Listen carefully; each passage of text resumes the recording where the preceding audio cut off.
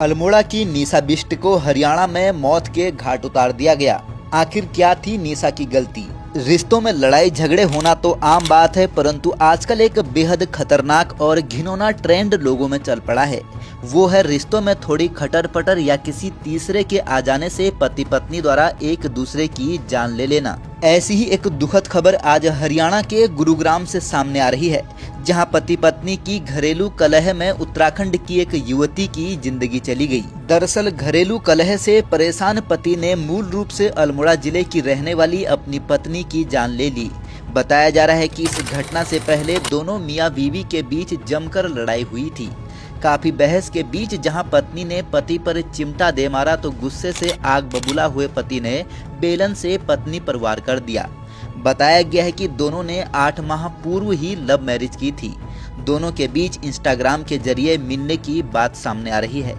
अभी तक मिली जानकारी के मुताबिक मूल रूप से उत्तराखंड के अल्मोड़ा जिले के धायड़ी गांव निवासी 34 वर्षीय निशा बिष्ट ने बीते दिसंबर 2024 में अल्मोड़ा जिले के ही कापली खेत गांव निवासी 26 वर्षीय राजेंद्र से प्रेम विवाह किया था। बताया गया है कि राजेंद्र गुरुग्राम की एक प्राइवेट कंपनी में काम करता है।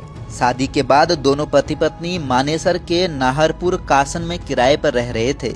बताया गया है कि दोनों के बीच किसी बात को लेकर कहासुनी हो गई। देखते ही देखते यह बहस हाथापाई में तब्दील हो गई। निशा ने जहां अपने पति राजेंद्र पर चिमटे से हमला कर दिया, जिस पर आग बबूला हुए राजेंद्र ने बेलन से निशा के सिर पर वार कर दिया, जिससे निशा बेसुध होकर जमीन पर गिर गई, जिसमें उसके सिर पर गहरी चोट लग गई। राजेंद्र पहले तो निशा के चोट पर उसकी चुनरी बांधने लगा, परंतु अचानक उसे कोई बात याद आ गई और रक्षक बनकर सामने आ रहा राजेंद्र कब भक्षक बन गया ये खुद उसे भी पता नहीं चला। गुस्से में आकर राजेंद्र ने उसी चुनरी को निशा के गले में लपेटकर उसकी जान ले ली। इस संबंध में पड़ोसियों का कहना है कि शादी के बाद से ही दोनों के बीच आए दिन जमकर लड़ाई हो रही थी, लेकिन इस लड़ाई का अंत इतना दुखदायी होगा ये किसी ने भी सोचा नहीं था।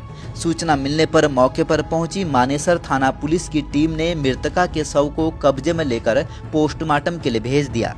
मामले की जांच कर रही पुलिस को शुरुआती छानबीन में पता चला कि घटना को अंजाम देने के बाद राजेंद्र अपने भाई के घर चला गया। इतना ही नहीं बल्कि वहां से वह कंपनी में ड्यूटी करने भी गया और शिफ्ट खत्म करने के बाद अपने घर वापस लौट गया, जिसके बाद उसने अपने मकान मालिक को इस कुकृत्य की जानकारी दी। पुलिस की पूछताछ में राजेंद्र ने बताया कि घटना को अंजाम देने के बाद वह कई घंटों तक उसके शव के पास ही बैठा रहा। पुलिस ने निशा के परिजनों को घटना की जानकारी दे दी है। पुलिस का कहना है कि निशा के परिजनों की ओर से कोई तहरीर मिलने पर ही आगे की कार्रवाई की जाएगी।